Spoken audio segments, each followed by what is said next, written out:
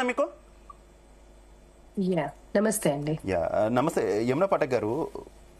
Jeedimetla case మీకు తెలిసే ఉంటుంది. ఆ వ్యవహారంలో 15 years అమ్మాయి మదర్ని చంపడం లవ్ కోసం అని చెప్పేసి ప్రియుడితో కలిసి, తర్వాత ఎవరైతే సహాయం చేశాడో ఆ అబ్బాయి వాళ్ళ మదర్ మాట్లాడినటువంటి వ్యాఖ్యలు అయితే సోషల్ మీడియాలో విస్తృతంగా సర్క్యులేట్ అవుతున్నాయి. ఏకంగా కొన్ని క్వశ్చన్స్ కూడా రైజ్ చేస్తున్నాయి. చట్టాల మీద ప్రజలకు ఉన్నటువంటి చులకన భావమా ఇది అనేటటువంటి క్వశ్చన్స్ కూడా రైజ్ చేస్తున్నటువంటి పరిస్థితి ఏంటి? ఫస్ట్ ఆఫ్ ఆల్ ఈ కేసు గురించి మీ ఒపీనియన్? నమస్తే అండి. ఐ థింక్ ఇటువంటివన్నీ కూడా తరచూ గత కొంతకాలంగా కూడా ఇలాంటివన్నీ మనం చూస్తూనే ఉన్నాం.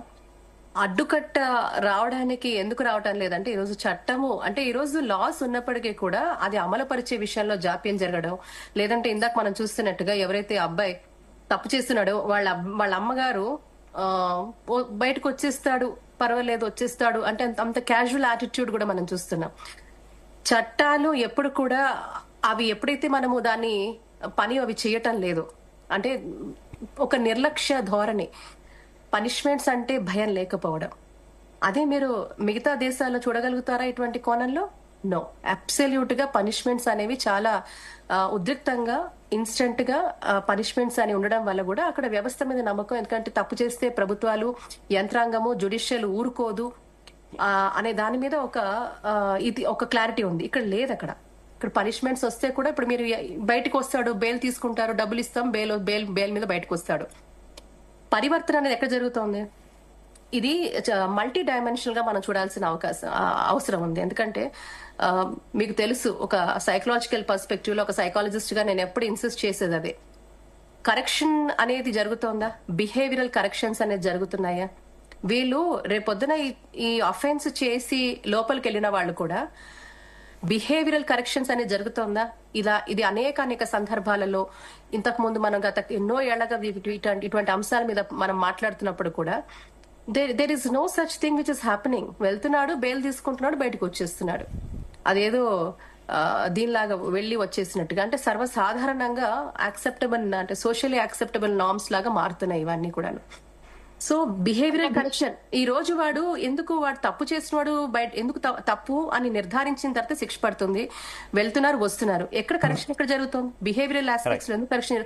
అసలు ఆ వ్యక్తి, ఆ అబ్బాయి అంత ఉన్మాదంగా చంపడానికి గల కారణాలు ఏంటి? What are the reasons behind అనేది మనం ఆ అబ్బాయి వాళ్ళ మదర్ మాట్లాడినటువంటి వ్యాఖ్యల గురించి మాట్లాడుకుంటున్నాం. కాకపోతే అంత హార్ష్ గా కాకపోయినా కూడా మీరు ఇందాక ప్రస్తావించినట్టు వరుస ఘటనలో మనం చూస్తున్నాం ఈ మధ్య.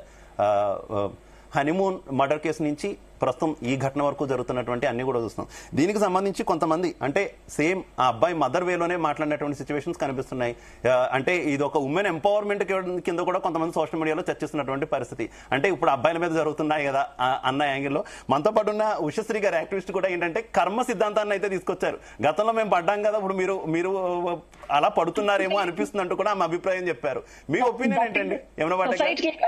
కాంటెక్స్ట్ అండి నేను అనేది జస్ట్ వన్ నోట్. అండ్ ఇంకొకటి, లా అనేది, చట్టాలు అనేది madam, punishments, bails, non bailable warrants ఉన్నాయి. అండ్ మన advocates are the right people to share and talk about it. తీవ్రత ఆఫ్ అ మర్డర్, కల్పబుల్ హోమసైడా లేకపోతే వెల్ ప్లాన్ మర్డరా, దాన్ని బట్టి మనకి శిక్షలు ఉన్నాయి. And this looks like a pre plan murder. And అది ఈజీ కాదు. వాళ్ళ అమ్మగారు చెప్పినంత లాని, ఒక్క నిమిషం సార్, అందరూ ఎంతసేపు మన ఇండియన్ లా సిస్టమ్ బాగాలేదు, జ్యుడిషియరీ బాగాలేదు, తక్కువ టైంలో మనకి రిజల్ట్ రావట్లేదు, మనం క్రూరులము, జంతు సంస్కృతిలో లేవండి. మన ఇండియన్ లా అనేది స్మృతీస్ అండ్ శృతీస్ నుంచి తీసుకున్నారు.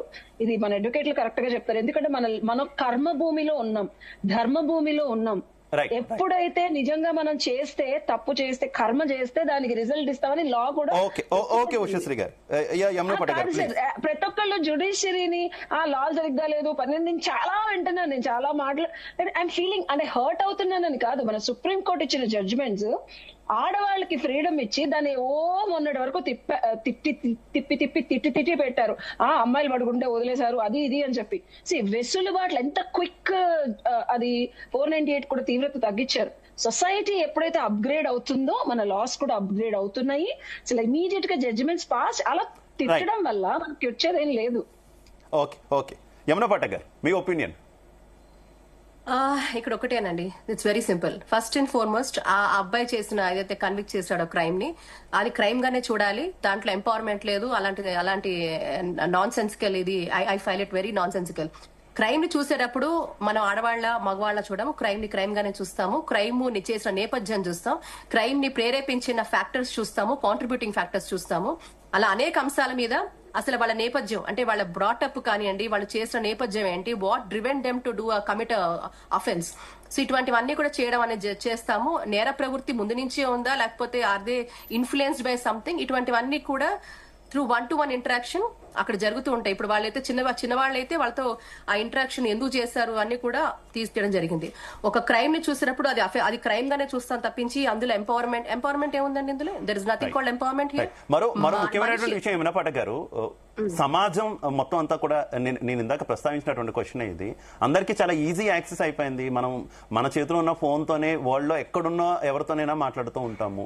పేరెంట్స్ కి కూడా తెలియకుండా చాలా జరుగుతూ ఉన్నటువంటి వ్యవహారం. అంటే పేరెంట్స్ దగ్గర దొరకనిది ఏదో ఒక అన్నోన్ పర్సన్ దగ్గర, ఎక్కడో దూరం దగ్గర ఉన్న పర్సన్, దగ్గరగా ఉన్న పర్సన్ దొరుకుతుంది. అంటే పేరెంటింగ్ మారాలా? ప్రపంచం అంతా కూడా చాలా ఈజీ యాక్సెస్ అయిపోయినటువంటి నేపథ్యంలో ఇంకా మూస పద్ధతిలోనే పేరెంటింగ్ జరుగుతుందా అనేటటువంటి సందేహం. ఒకటి చెప్తానండి, టుడే మన parenting system is so wonderful. ఈ రోజుకి నేను మీతో ఇక్కడ మాట్లాడుతున్నానంటే, నేను ఇంట్లో వెళ్తే నా తల్లిగారితో కానీ నా పేరెంట్స్ తో కానీ నాకు అదే బాంధవ్యం. సో నేనేమంటానంటే, we have one of the very good parenting procedures. కాకపోతే ఆఫ్ లేట్ అది డైల్యూట్ అవడం మనం చూస్తూ ఉన్నాం. అంటే డైల్యూట్ అంటే ఏంటంటే, కాలమాన పరిస్థితుల్లో కూడా ఇద్దరు ఉద్యోగాలు చేసుకోవడమో, లేకపోతే ఎవరికి వాళ్ళకి కన్విన్సింగ్ గా మేము బిజీ అని చెప్పుకునే ఫ్యాక్టర్ తప్పించి, నాకు తెలిసి సక్సెస్ఫుల్ పర్సన్ కి బిజీ అనే ఆస్పెక్ట్ ఉండదండి. మన పిల్లలు వాళ్ళు మన ఆస్తులు, మన సొత్తు. వాళ్ళని ప్రొటెక్ట్ చేసుకోవడం, వాళ్ళని మంచి దారిలో నడిపించడం, వాళ్ళకి ఒక దిశా నిర్దేశం చేయడం ప్రతి తల్లి తండ్రి ఒక బాధ్యత. కాకపోతే ఇక్కడ ఏంటంటే ల్యాక్ ఆఫ్ కమ్యూనికేషన్. ఇద్దరు ఇంటర్ పర్సనల్ రిలేషన్స్ ఏవైతే ఉన్నాయో, తల్లిదండ్రులు పేరెంట్స్ కి పిల్లలకి మధ్య ఉండాల్సిన ఇంటర్ పర్సనల్ రిలేషన్స్ అద్భుతంగా ఉండాల్సినది. ఆ ఫ్రీడమ్ అనే ఎక్స్ప్రెషన్ అనేది కానివ్వండి, ఆ కమ్యూనికేషన్ కానివ్వండి, పిల్లలు పెరుగుతున్న వయసు నుంచి కూడా ఎప్పుడైతే తల్లి తండ్రితో ఉన్న యాక్సెస్, వాళ్ళకి ఆ ఫ్రీ ఫ్లో ఆఫ్ కమ్యూనికేషన్ ఇవన్నీ కూడా ఉంటాయో, నాకు తెలిసి ఎవరికైతే అలాంటి చక్కటి బాంధవ్యంతో ఉన్న ఆ కుటుంబాలు, నేను బోల్డ్ చూపిస్తాను మీకు, అద్భుతంగా ఉన్న కుటుంబాలు చూపిస్తాను. సో ఇక్కడ ఏంటంటే, కాయిన్ కి ఇరువైపులా రెండు, పాజిటివ్ నెగటివ్ రెండు ఉన్నట్టుగా, అలాగా చక్కటి పేరెంటింగ్ అంటే వాళ్ళు ఉద్యోగాలు చేసుకుంటూ, బిజినెస్ చేసుకుంటూ అద్భుతంగా ఉండి, పిల్లలతో కూడా చక్కటి సత్సంబంధాలతో ఉండి, వాళ్ళని అద్భుతమైన సిటిజన్స్ గా వాళ్ళని తీర్చిదిద్దిన పేరెంట్స్ కూడా చాలా మంది ఉన్నారు. నేను 100% ఇక్కడ ఏమంటానంటే, ఆ ఏదైతే గ్యాప్ ఉంటుందో, గ్యాప్ ఉన్న పేరెంట్స్ కి పిల్లలకి మధ్య చాలా సంఘర్షణ, మానసిక సంఘర్షణలు, ఒత్తిడి మనం చూస్తున్నాం, నేపథ్యాలు మనం చూస్తున్నాం. ఇది తగ్గించాలి అంటే, ఎందుకంటే మనకి కౌన్సిలింగ్ లో కూడా చాలా మంది కాల్ చేస్తారు, మా అమ్మగారు మాకు టైం ఇవ్వరు, మా నాన్నగారు టైం ఇవ్వరు, మేము ఒంటరిగా లోన్లీనెస్ తో ఉన్నాం. ఎస్పెషల్లీ ఎదుగుతున్న పిల్లలు, వాళ్ళల్లో ఒక ఫిజియలాజికల్ చేంజెస్ కాదు, మానసిక పరమైన చేంజెస్, ఒక కన్ఫ్యూజన్, ఇవన్నీ కూడా జరుగుతున్న ఆ తరుణంలో parental support, parental guidance, who other than parents అంటా నేను. తల్లి తండ్రి కాకుండా ఇంకా బయట వ్యక్తి ఎవరు ఆ పిల్లలకి భరోసా ఇచ్చేది, ఒక నేనున్నాను అనే భరోసా ఇచ్చేది, మంచి చెడు చెప్పేది, దిశానిర్దేశం చేసేది ఎవరు? తల్లి తండ్రి మాత్రమే. కాబట్టి ఇళ్లలో జరగాల్సిన గ్రూమింగ్ ఏదైతే ఉందో అది జరగాల్సిన అవసరం ఉంది. అలాగే విద్యాలయాల్లో కూడా జరగాల్సిన, ఒకప్పుడు మనకి ఒక్క నిమిషం, ఇంతకు ముందు మనకి ఈ ఎథికల్ ఇది అనేది మనకి బాగా కండిషనింగ్ ఉండేది. ఎందుకు మాకు స్కూళ్ళలో ఉండేది ఇంతకు ముందు. అలాంటి జరగటం లేదు, ఎందుకంటే యాంత్రికంగా మారుతున్న తరుణంలో basic ethical policing, moral policing అనేది చేయటం లేదు, చెప్పటం లేదు, వాళ్ళకి దిశానిర్దేశం చేయటం లేదు. ఇన్ఫాక్ట్ మన ఎడ్యుకేషన్ సిస్టమ్ లో విలువలు ఉండట్లేదు, అలాగే రాజ్యాంగం ఉండట్లేదు, రెండు ఉండట్లేదు. అంటే మళ్ళీ అంటున్నాను, అధిక శాతం ప్రజలు ఆకాంక్షించినప్పుడే ప్రభుత్వాలు కూడా చొరవ తీసుకుంటాయి. ఇప్పుడు మనం ఇంతమంది అడ్మిషన్స్ అవుతుంటే, నా పిల్లలు ఏ ర్యాంక్ వచ్చిన స్కూల్కి వెళ్తామని కోరుకుంటున్నాను తప్పించి, ఏ స్కూళ్ళల్లో నా పిల్లలకి మోరల్ కౌన్సిలింగ్ చేస్తున్నారు, మంచి ఒక ఎథికల్ సెషన్స్ పెడుతున్నారు, లేకపోతే పర్సనాలిటీ డెవలప్మెంట్ కోర్సెస్ ఏమైనా పెడుతున్నారా, వాళ్ళకి ఏమన్నా మంచి విషయాలు బోధిస్తున్నారా, ఇటువంటివి ఎక్స్ట్రా కరిక్యులర్లు ఏమన్నా ఉన్నాయని అడుగుతున్నామా? సో నేను అదే అంటున్నాను, the questioning should start from us అండి, మన నుంచి స్టార్ట్ అవ్వాలి. ఇలాంటి మార్పులు అటు ఇళ్ల నుంచి గృహం నుంచి స్టార్ట్ అవ్వాలి, విద్యాలయం వరకు వెళ్ళాలి. ఈ రెండు కూడా సరిసమానంగా గనక వెళ్తే తప్పకుండా కూడా చేంజెస్ ఉంటాయి. అండ్ అటు న్యాయాలయం ఉంది, అది తప్పు చేసిన వాడికి తప్పకుండా శిక్షలు కూడా పడాల్సిందే, పనిష్మెంట్ లేక భయం ఉన్నది. కాబట్టి నోబడి షుడ్, అంటే వీళ్ళు వాళ్ళని కాదు, ఇంకొకటి జైళ్ల వరకు వెళ్ళిన వాళ్ళకి కూడా రిఫార్మ్స్, అది ఒక బిహేవియర్ కరెక్షన్ అనేది జరగటం లేదు. అసలు నేరానికి కావాల్సిన కాంట్రిబ్యూటింగ్ ఫ్యాక్టర్స్ ఏంటి, ఎందుకు చేస్తున్నారు అనే దాని మీద కూడా ఒక ప్రాపర్ రీసెర్చ్ జరగటం లేదు. ఈ వస్తున్నారు బయటకు వస్తున్నారు, అసలు ఏంటి, what are the contributing factors? ఈ పలానా ఏజ్ గ్రూప్ వాళ్ళు ఈ మధ్య కాలంలో మనం చూస్తా ఉన్నాం, ఈ మధ్య కాలంలో టీనేజ్ పిల్లలు ఎందుకు ఇంత క్రూరంగా మారుతున్నారు? వీళ్ళు క్రూరంగా మారాల్సిన దానికి దోహదపడుతుంది ఏంటి? ఓటీటీల నియంత్రణ లేని ఓటీటీ ప్లాట్ఫామ్స్, నియంత్రణ లేదు సోషల్ మీడియానా?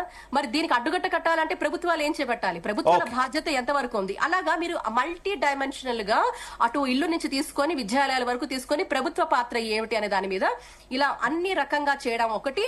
నెక్స్ట్ నేర ప్రవృత్తి వాళ్ళలో పెరుగుతోంది అంటే నేర ప్రవృత్తికి కారణాలైన కాంట్రిబ్యూటింగ్ ఫ్యాక్టర్స్ కూడా మనం చూడాల్సిన అవసరం ఉంది. ఇలా మల్టీ డైమెన్షనల్ గా మనం ఆలోచించి ఒక హోలిస్టిక్ గా థింక్ చేస్తే తప్ప కరెక్ట్ కాదండి. ఇది ఎంపవర్మెంట్ కి ఎట్టి పరిస్థితులు ఇది ఎంపవర్మెంట్ కాదు. ఎంపవర్మెంట్ అనేది it will strive for development. అన్ని రకాలుగా ఒక చక్కటి హెల్దీ వాతావరణాన్ని ఎంపవర్మెంట్ కోరుకుంటది, కానీ ఇది స్త్రీ ఎంపవర్మెంట్ అని నేనైతే అనుకోనండి. Thank you so much Yamuna Pathak garu, thank you so much Ushasri garu, thank you so much Krishna